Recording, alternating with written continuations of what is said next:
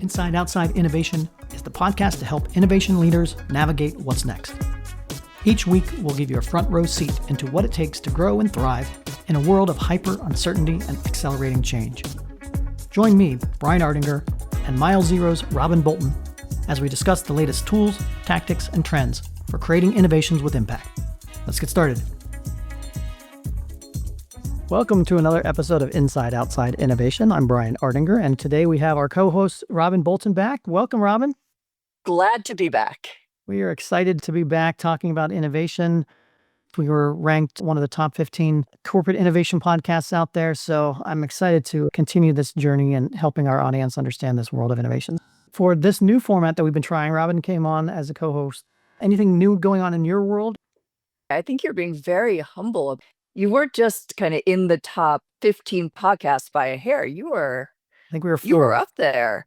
Yeah, it was feet spot. It was nice to be recognized. Well, and they nailed it. One of the articles that I wanted to talk about today, and actually was in a newsletter of a friend of mine, and people who've listened to the podcast or know of innovation might know of David Bland.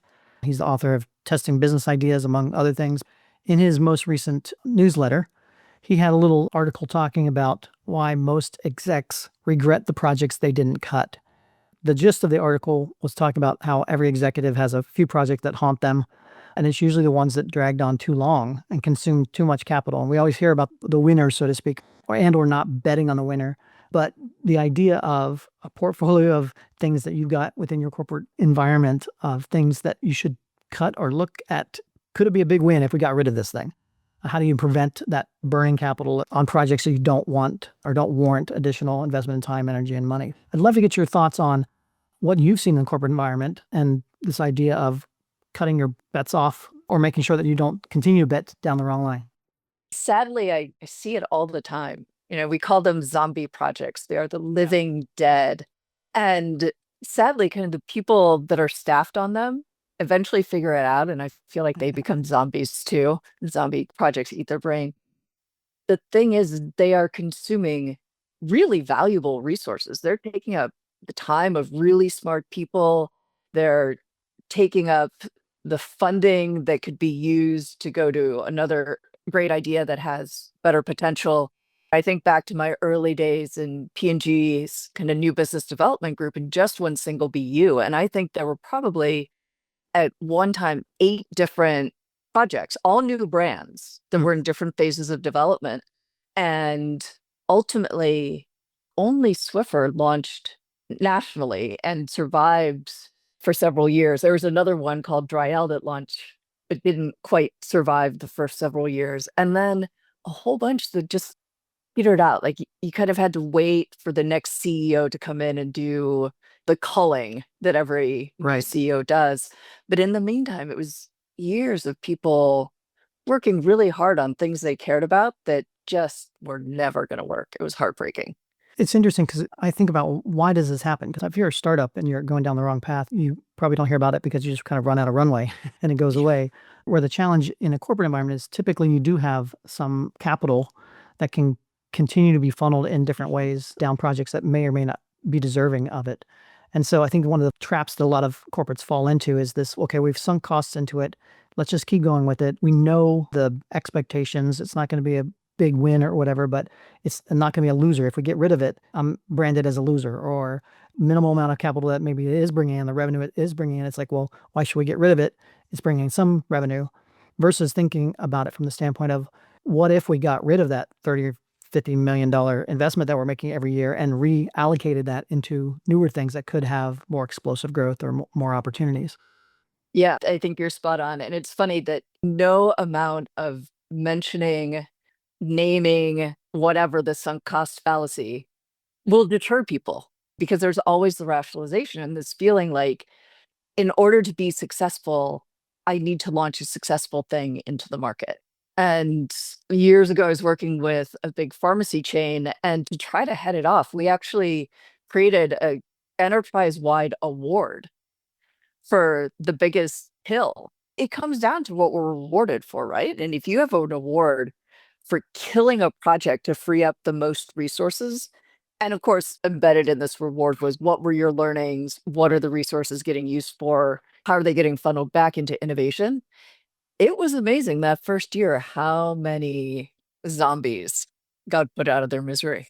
And I think it's one of those fundamental things that, again, the momentum, it's very easy in a corporate environment to continue because, again, most corporate environments are about executing. And so the momentum of execution continues to push you down a path when maybe your customers aren't asking for the thing that you're doing, or the market's switched or changed, or competitors have come in and it's no longer the path. But to change that, there's a cultural thing that I think has to be at least thought about. It's not just trying to find the big wins from an innovation perspective. If you're in corporate innovation, you should also be thinking about what can we cut or what can we do to allocate our resources appropriately and not just go down some particular path because it's what we've been told to do. 100%. The second article actually came from your newsletter. The newsletter talked about what chickens and innovation teams have in common. Unexpected reading, but the article starts off with a story of a study that was conducted out of Purdue University decades ago, where animal geneticists wanted to see if he could create super chickens, super layers of eggs. He put 9 chickens that were the top performers in terms of laying eggs into one coop, and the very average performers in terms of egg laying in another coop. Within a relatively short period of time, in the super coop, 6 of the chickens were dead, and the remaining 3 had been pecked bare and were just shells of their former selves. Meanwhile, over in the average coop, they were producing more than they ever had before. And what struck me is there's a TED Talk about this, just talking generally about how companies tend to subscribe to this, bring in all the stars, and then this is what happens. But it also made me think of innovation teams and how so often companies, when they're starting up an innovation effort, they put their high potential employees, their high performers on it. And the reality is those people are high performers in the environment of the regular core business. They are awesome at executing the core, understanding its processes, working with the certainty that it offers. They're getting picked up and plunked into an environment that's completely different than where they've been successful. And they don't end up dead, but they do end up stressed beyond belief. One of the things that we see at Nelnet, and one of the things that we've done to find those folks that are innovation curious or restless, and they're not always the highest performers. They're the folks that, again, have maybe a different take on it or are within their core business. They're just open to looking at new ideas. And so we created a group called the Innovation Advocates, where we meet on a weekly basis, just talk about what's going on across the different business units and get different insights, different topics on what's happening. And what we found is not only is the collaboration across the business units happening greater, but the insights that we're getting have been phenomenal. And the ability for us to have them be able to contribute to the situations and the conversations has really leveled up our culture of innovation at Nelnet. Yeah, I love it, because the people that you're bringing together as advocates are probably the people who are always asking questions Yeah. and wondering, why are we doing it this way, or coming up with ideas for how to improve things. And so there's just a natural curiosity and sense of like, we can do better. Yeah. Let's try. And we set up the group specifically around the fact that you don't have to be director level or above. Yeah. You literally can raise your hand and say, hey, I'm interested in innovation. I think I can add something to this. And I raise my hand and say, I will be eyes and ears in my group to help people advocate for innovation. And we found that because of the democratization of it, we've gotten a lot of different types of people that have been involved in that and have gotten different output because of that.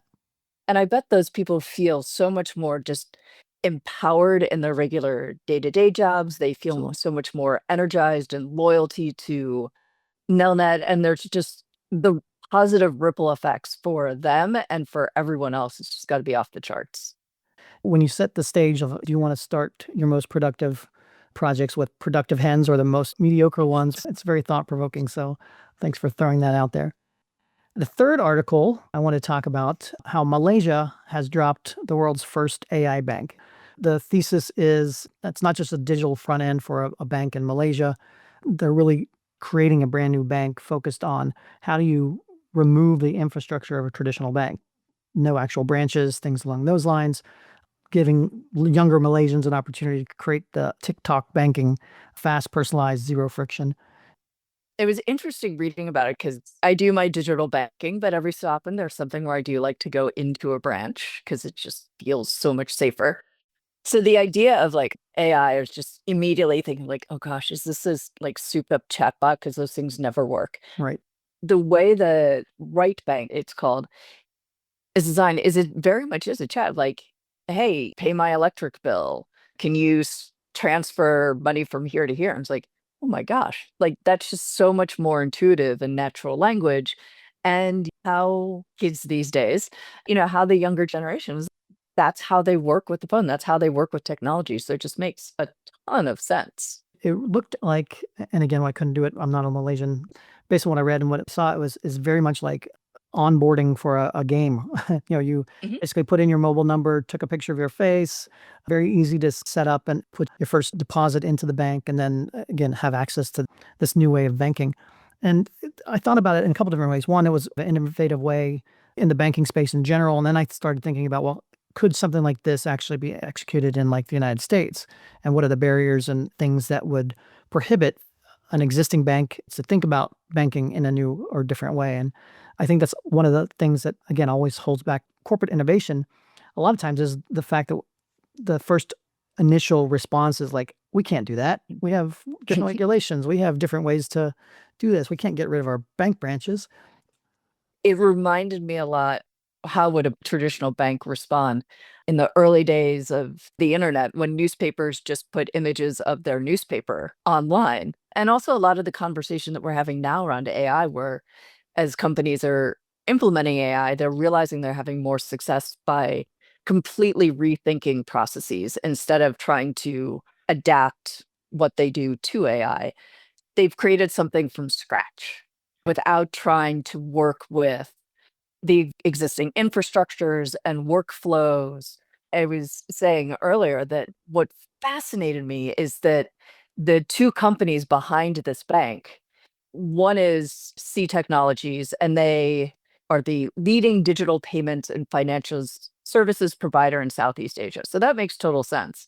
But the other is this company called YTL Corporation, and they are an infrastructure developer.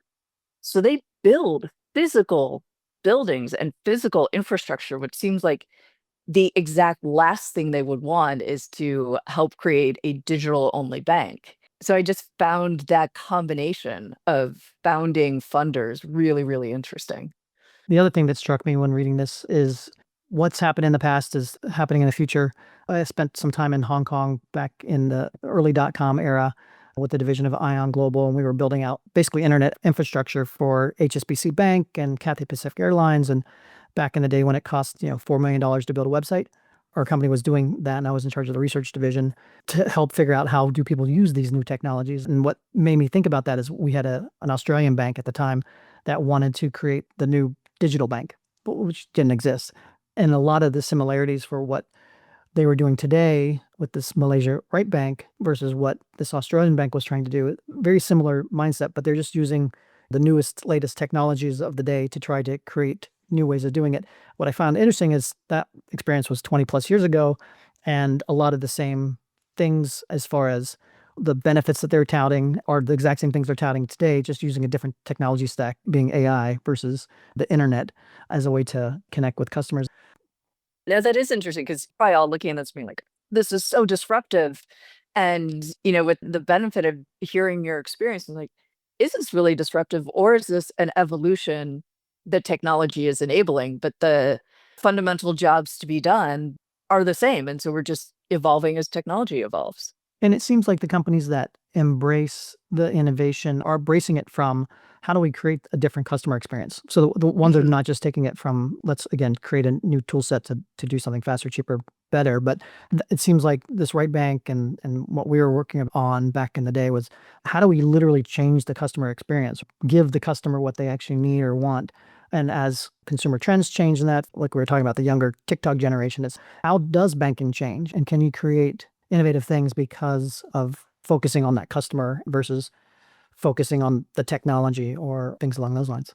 Absolutely. And especially thinking about all that we hear about with the shifts in generations in terms of their priorities or even feasibility. We talk about in the US, the student loan debt and Yeah. the odds of buying a house. And those are all things that mortgages are things that banks are set up to do. And if people aren't buying houses, to your point of really focusing on the customer, it's, as always, exactly smart, because otherwise change will be thrust upon you. Exactly. If you're not doing it yourself, you might as well try to Yep. make a go at it yourself. The last segment is tactics to try. This was all in week at Nelnet, and this was our annual gathering of our 5,000, 6,000 employees. And each day there's something cultural in that, talking about how do we get all in what we're doing. And one of the opening speakers, a good friend of mine, Kaiser Yang, who spoke at our conference last year, came out and was talking about some case studies and things that he's seen in the world of innovation. And one of the things he talked about, I'm going to call it innovation shopping. It's basically going to a grocery store and proactively picking out something you haven't tried before. When you go into a grocery store and you want to buy bananas, you get to choose which bunch of bananas. Like, do I buy the greener ones and so it'll last longer, or do I buy the ones that are really ripe right now and I'll get that, but half of them will go bad in 3 days? So he was talking about a company in South Korea that tackled that problem. Interesting thing about it is they decided to put together in a package 6 bananas, but each banana was a different shade of ripeness. And so you could buy in one sitting with one package your 6 days worth of bananas without having to throw out the whole bunch. And I thought the idea of turning things around, thinking about the problem in a different way. Person's not just buying bananas. They're buying bananas that they could space out over time. And that was just an interesting tactic of going innovation shopping and seeing what those new innovations and how that spur new information and new innovation for yourself. Oh, I love that. Somebody needs to come up with an avocado equivalent of the Kind of bananas, thing, yes. because those are a mystery as to when and how they ripen. So no, I love that. And you have inspired my tactic, because I'm going to take the opposite approach, which is innovation shopping, innovation cleaning out. Still sticking with the food theme, but looking around your refrigerator or your cupboard, and what are the things that you buy that always go bad? Like the proverbial, at least in our household, bag of salad that gets Yes. purchased every trip to the store, because you want to be the person who eats healthy and has a salad, but then it always just gets chucked on a trash day. So what are the zombie projects, the zombie Yeah. food items that it may be tough?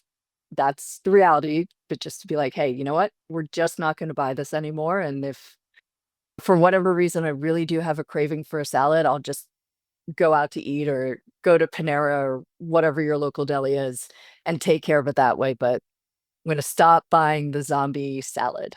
I love that tactic, and hopefully people get some value out of that. Thank you again, Robyn, for co-hosting Inside Outside Innovation. Look forward to next episode, and write us, email us, let us know how we're doing and what topics and interesting things that are happening in your innovation world.